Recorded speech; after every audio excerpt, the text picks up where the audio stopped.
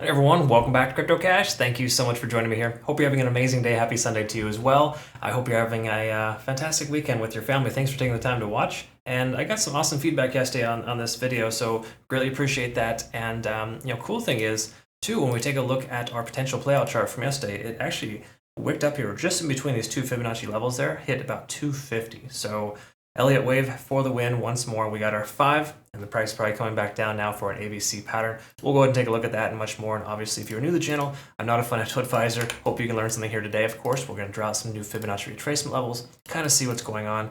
And once more, if you are new to the channel, thanks again. Welcome aboard. We got a Discord, of course, with also some options for our premium members there, where I send out signals. Everything's available on our webpage, cryptocash.tech. Links down below there. For last thing to note as well too, July 31st is the last day to register for this bonus here for BingX. So just like to make sure you're aware of that. We use BingX as a community because they offer fantastic fees, but more importantly, no KYC or VPN required in the US, Canada, and a lot of other countries. So if you are impacted by KYC, come on over. It's really cool over there. We've also got a trading, a copy trading account over there, and some really cool features. So a lot of fun with that. It's just kind of like a small little side account that I'm growing.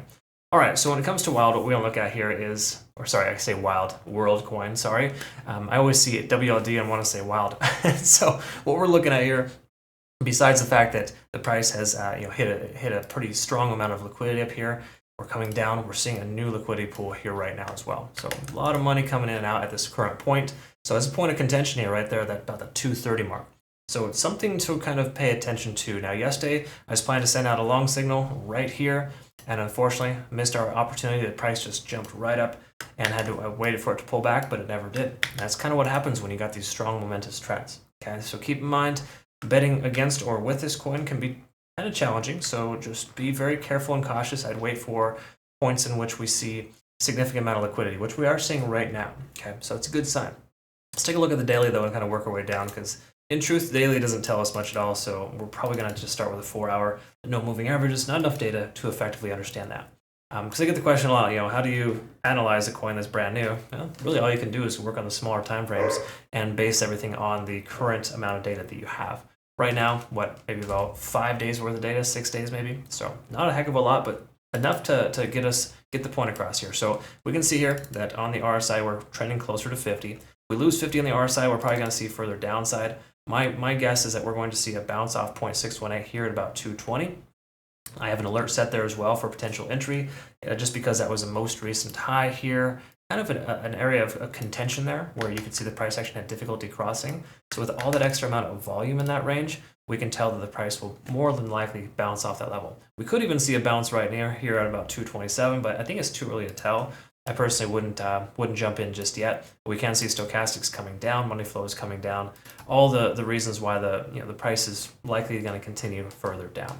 Taking a look at TD sequential though, we can see previously it came up to an overextended state, and I know we're not seeing these numbers here, but you can tell we hit a 9 there plus a few extra hours. So in truth, we're only 2 4-hour candles, about 8 hours into a 36-hour potential continuation. Okay, I'm not saying it's guaranteed to do that, but as you can tell, this coin has a tendency of going on runs, right? So whichever direction it chooses, it continues to go there until it doesn't. Okay, so again, we could probably expect or anticipate the price to continue lower here based on that sentiment alone.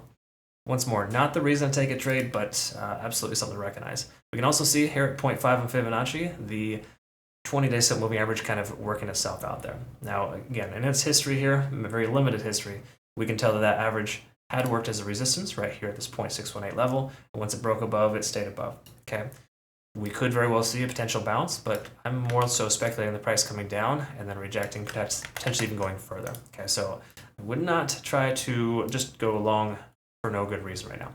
But keep this in mind, TD sequential does tell us we're overextended to the downside. We should experience a pullback soon based on that. But if you see here previously, we hit was it 3 9s in a row? Look at this.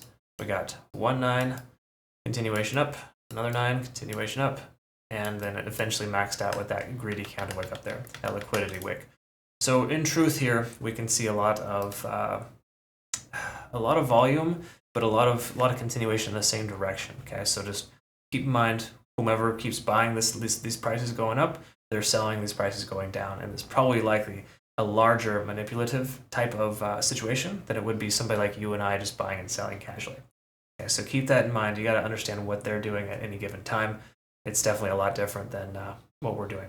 All right, so let's take a quick look at the fair value gap. I discussed this yesterday. That's why I do feel like 0.618 could be a bouncing point, because again, we have that strong value there with a strong candle wick up here that was never fully filled, and the previous resistance there. So a lot of times previous resistances are tested as new support levels.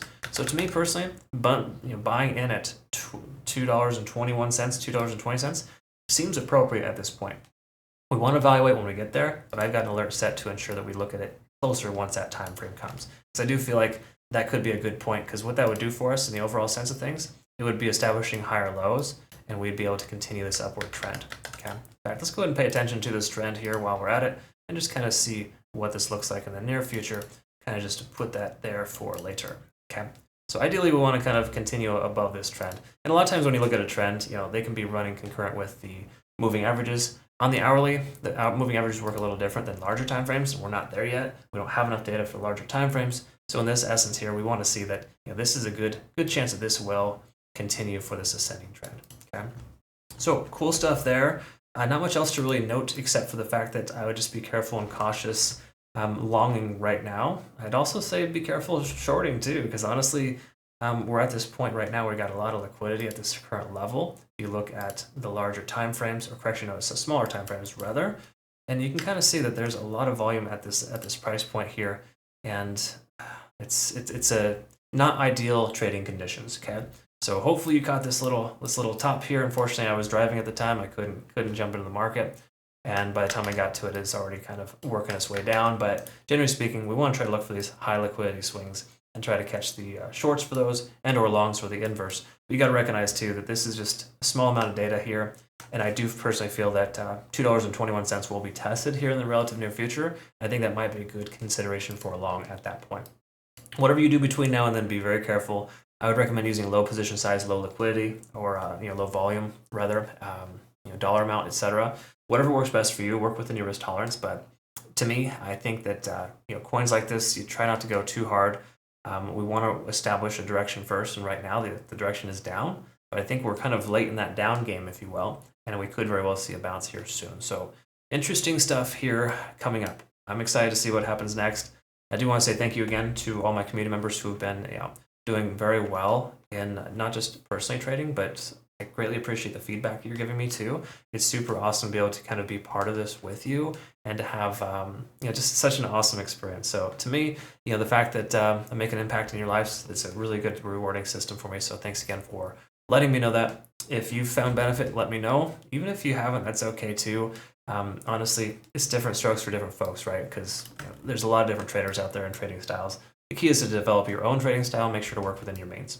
I hope you figure that out. If you want to figure it out better, cryptocash.tech is a site, link down below. I do have some private trading videos within our membership packages.